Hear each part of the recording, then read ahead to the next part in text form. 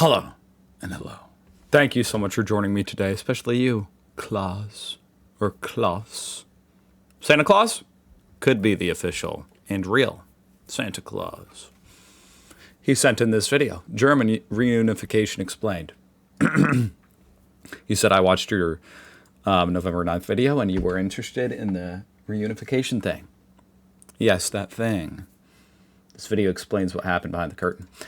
That's interesting to me, because honestly, I only have a very surface level understanding of what happened.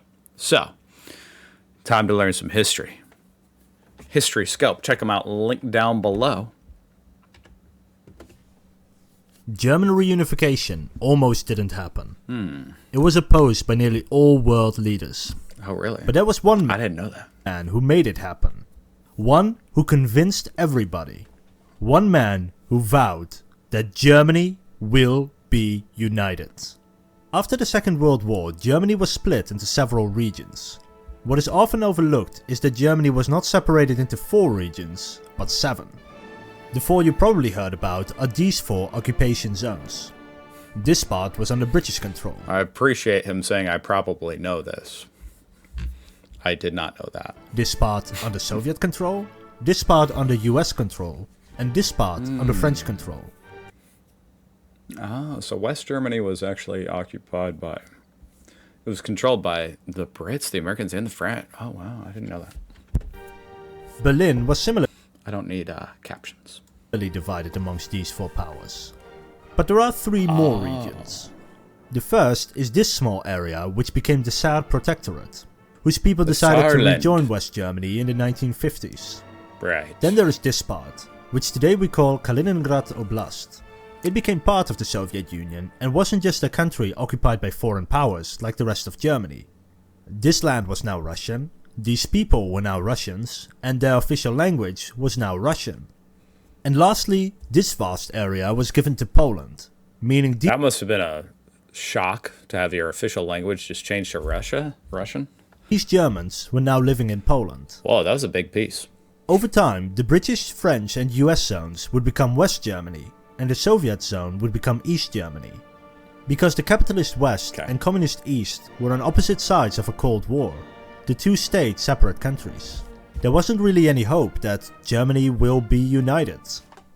Over time, a wall was built between the 2 Germanys to make sure that people from the poorer East could not emigrate to the richer West. In the 1980s, the economic and social differences between the West and the East were becoming apparent. Soon, peaceful protests broke out throughout the communist East, including West Germany. Then, on the evening of November 9th, 1989, the East German press secretary made a mistake that would change history.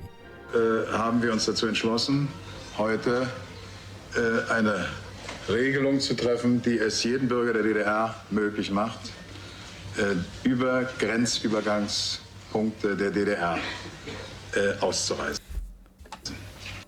But he was wrong. I don't know what he said. Okay, I turned the subtitles on, and now I understand. They made legislation to make it to where you can pass through the checkpoints. But he was wrong. In actuality, people could now apply to travel abroad in a few months, not right away. But the words were said, the people had heard, Oh, wow. and thousands flocked to the border crossings. Oh. Because the press secretary misspoke, people thought that the gate was open I didn't realize it was because of a misunderstanding. Oh, wow. immediately. The bewildered border guards didn't know what to do with the tens of thousands wanting to get through. And so, without being given orders to do so, the border guards opened the gates and let the East German masses through. What a moment. Where's all the West Germans wanting to go to East Germany? Sorry.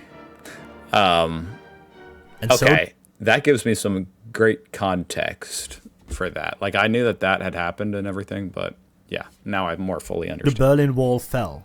The division was over. And the people And the world was happily ever after forever. were liberated. To the world, this signified the end of the Cold War. To Germany, a call for reunification. Germany will be united. Upon hearing this news, the West German parliament began singing the German national anthem. Wow. This is epic. But one person was notably missing. One person who would change Germany forever. Who is he? One person who would see to it that Germany will be united. I can't take the suspense anymore. Chancellor Helmut Kohl, the leader of West Germany. Helmut Kohl was in Poland at the time, celebrating the first freely elected Polish government since World War II. Kohl was surprisingly That's unfortunate he missed this. quiet when he heard the news that the wall was open. He asked himself, what should I do now? This was a historic moment. If Germany was ever to become one country, it would need to be right now. So he rushed back to Germany and began writing a plan for German reunification. This plan was made in absolute secrecy. Nobody, not even his own government, knew what was going on except Kohl and those closest to him. In fact, he had only sent the speech to other world leaders an hour before he made it. And he only sent it in German, so they wouldn't be able to read this speech and stop him before he made it. So did he have an obligation to send it? Like, why even send it? And so on November 28th, I guess he had to send it. a mere 2.5 weeks after the wall fell, Kohl made his announcement. Der Weg zur deutschen Einheit, das wissen wir alle, ist nicht vom grünen Tisch zu planen oder ist auch nicht zu planen mit einem Terminkalender in der Hand. Und abstrakte Modelle kann man vielleicht polemisch verwenden, aber sie helfen nicht weiter. Aber wir können, wenn wir nur wollen, uns schon heute auf jene Etappen vorbereiten, die zu diesem Ziel hinführen.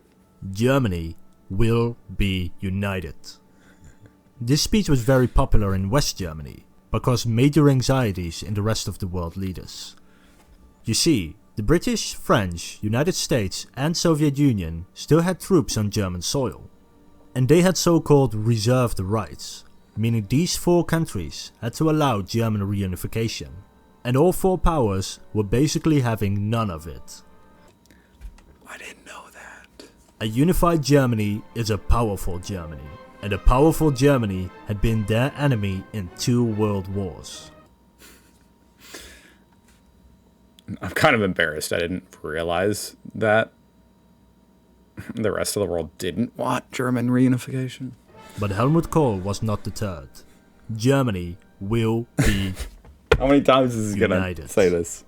So first off, It's really hitting home the point. Helmut Say Kohl that. had to convince East Germany to even want to join the West. Well, this was an easy task. Reunification was seen as an escape from poverty, and during the East German elections, the first and only free elections in East Germany, Kohl campaigned for pro-reunification parties. And they won. So that's one down. Now it's time to convince the rest of the world. Because Germany will be united. Next up was France, led by François Mitterrand. Damn.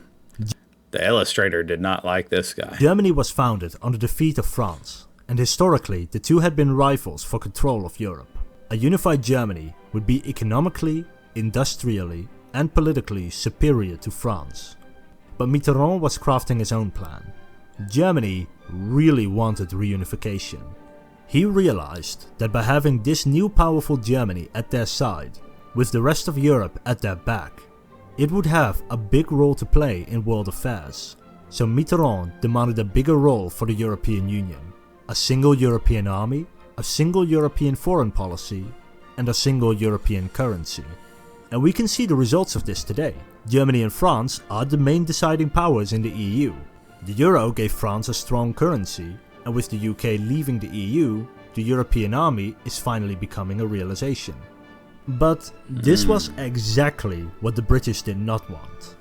The British Prime Minister, Margaret Thatcher, lived through the Nazi air raids, and she herself saved money for a Jewish girl to stay with her family for sanctuary. She feared Germany would dominate Europe and the UK I didn't know that. over time. If we did not retain our national identities in Europe, the dominant people in Europe would be German. And the way But by this time, the United Kingdom was no longer the superpower it was before the Second World War. And by Thatcher's own admission, the UK had become the least important of the 4 powers and would eventually bow down to the will of the other 3. Well, at least France was now persuaded. If Helmut Kohl could get the other 3 powers to agree, maybe that was enough, and he wouldn't need Britain's approval. It was time for Kohl to move on to the next power, the United States of America, led by President George Bush. Unlike the other three powers, the USA didn't really fear a powerful Germany. The first Bush, of course. If anyone is confused by that, I don't know. I guess if you're young, you wouldn't know. There's two George Bushes. It's his dad. After all, Europe was an ocean away and wouldn't be able to cause too much trouble for America. This would, in fact, take a piece of territory away from the USSR and would put distance between their European allies and Soviet troops. And it would put NATO troops slightly closer to the Russian heartland. So, yay, that's two powers convinced. It really started to look like Germany will be united. But now came the Soviet Union, led by Secretary General Mikhail Gorbachev. Had to draw the scar on top of the head, of course. His would be a tough one. East Germany was seen as part of the Soviet Empire. Gorbachev would not simply hand over a client. Did you just offer him some Pizza Hut? State to their rivals. Not only did the Soviets fear a powerful Germany, it also feared British, French and US troops moving into East Germany, coming ever closer to Moscow. It is at this point that we have to look at the rest of Europe, particularly Eastern Europe, because while Eastern Germany was protesting, the rest of the USSR's client states were in similar stages of revolution. Within 2 years, the Soviet Union itself would collapse. Gorbachev was acutely aware of the state of his country and needed money to push through economic reforms he hoped would modernize the Soviet Union and, hopefully, keep his country together. East Germany was broke, and it was kept afloat by continuous money supplies from the USSR. So what if he could sell it to West Germany? He would lose this large expense, gain some much needed income, and could gain this new powerful... I had no idea he sold East Germany. Germany as an important I just ally didn't in know European that. politics. But there were some conditions. First, no NATO bases in East Germany, and the Russian withdrawal was not allowed to be presented as a retreat. NATO agreed, and so West Germany sent a delegation to Moscow to discuss Germany giving loans to the Soviet Union in exchange for German reunification. He did it. 3 of the 4 powers had agreed. The UK would soon join the other 3, and Germany will be united. But now came one very important question. That is some really fascinating history that I frankly just sorely knew nothing about that, basically. What territory does German reunification include? You see, large portions of land had been given to Poland and the Soviet Union after World War II. Helmut Kohl wanted all these lands returned. Oh shit. They were Germans, West Germany had never given up its claim to these territories, and they should be returned to Germany as well. Now, it is one thing to ask for 2 countries to become one. It is a whole other matter to demand Soviet and Polish territory just to be handed over after 45 years. And the 4 powers basically told Helmut Kohl, it's either East Germany or nothing. In the end, Kohl relented. Wow. He agreed that the newly formed So is that issue still at all relevant today? Like, are there any Poles that are like, we want to be German? Germany would relinquish all claims to Polish and Soviet territory in exchange for German reunification. And so it was done. The Soviet Union pulled its forces back from East Germany in 1990. The 4 powers ended their occupation of the 2 Germanys, and a single unified Germany had been born. It was time to party, because Germany had been united. Fuck yeah. Check his channel out. That was really well explained. I enjoyed that. I very much enjoyed that, and I learned a lot. Heck yeah. That's crazy that it was all, induced by the dude just kind of like poorly explaining the plan for the system to let people through that border or through the wall, through the checkpoints. That's wild. Now I get it. France, USA, Britain, and the Soviet got so sick of Helmut Kohl saying Germany will be united. Yeah.